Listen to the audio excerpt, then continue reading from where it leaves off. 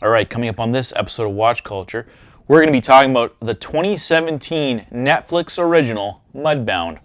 This movie is delightfully amazing. And what I mean by that is there's so much drama to be found in this story. It's really hard to believe that this movie didn't win any awards for its screenplay. But it did get a lot of nominations, and Mary J. Blige is in it, so you're going to want to check this one out.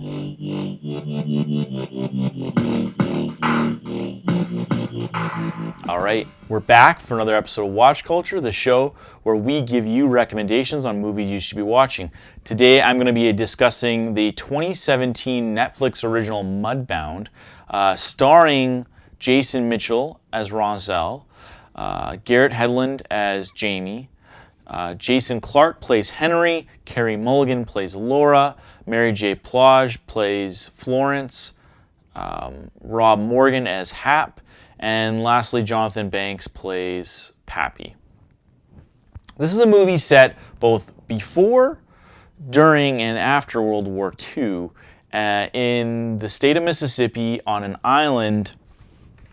Well, not a metaphorical island, but on farmland that gets flooded often and becomes sort of like a muddy island.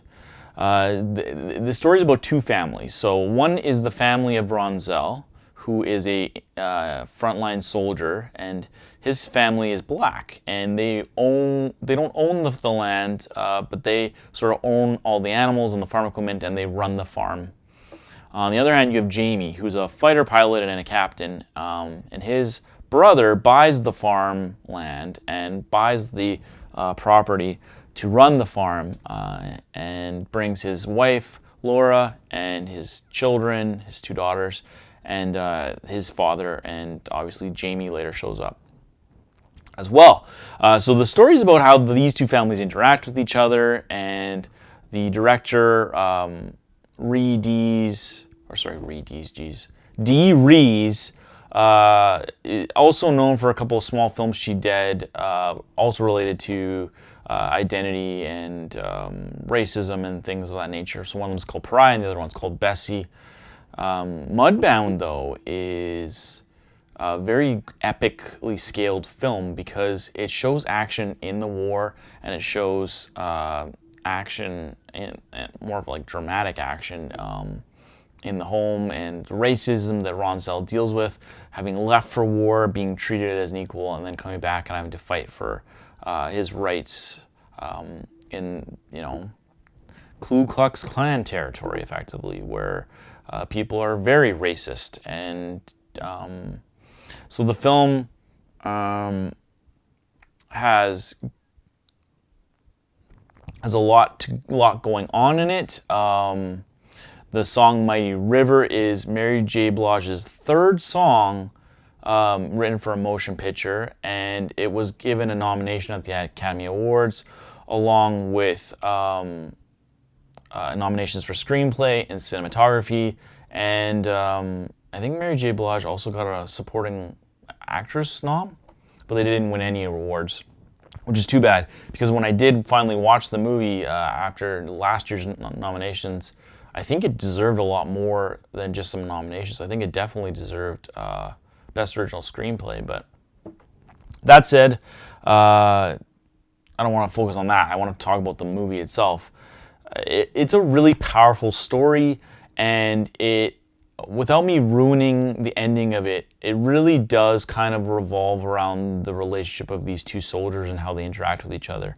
And yes, it's narrated from the perspectives of Henry and Laura and Ronsel and Jamie and Hap and Florence and even Pappy, I think, at one point. But really, it's a story about these two men and their brotherhood from going to war together, and how they interact with each other outside of it, because neither of them really fits into like classes after they come back.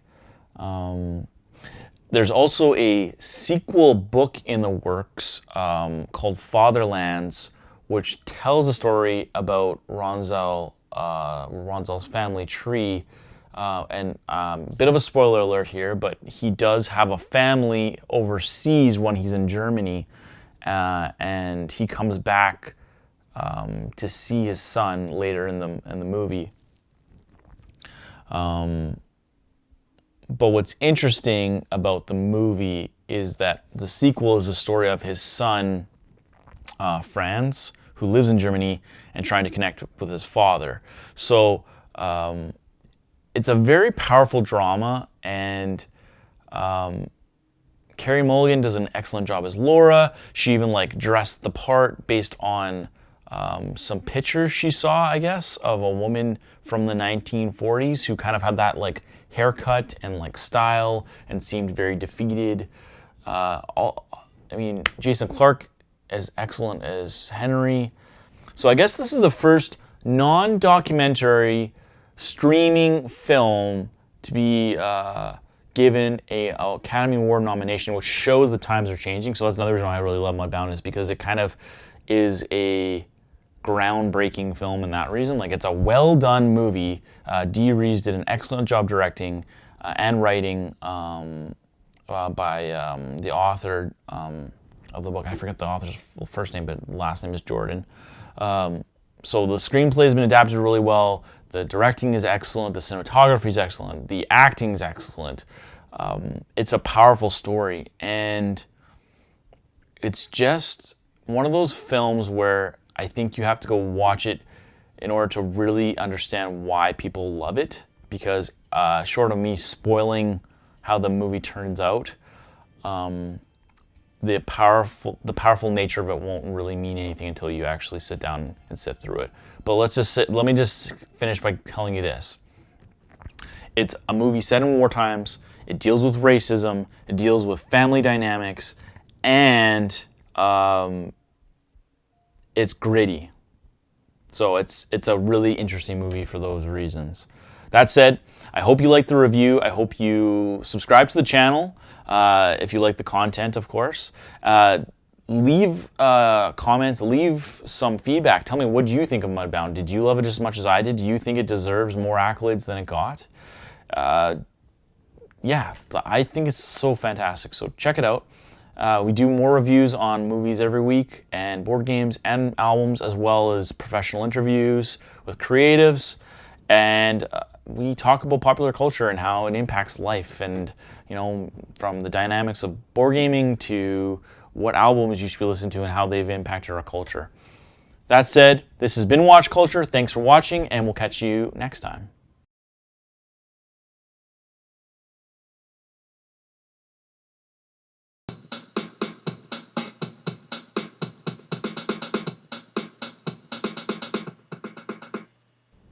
I'm going to quote from this movie because there's a really powerful quote at the end of the movie that I thought,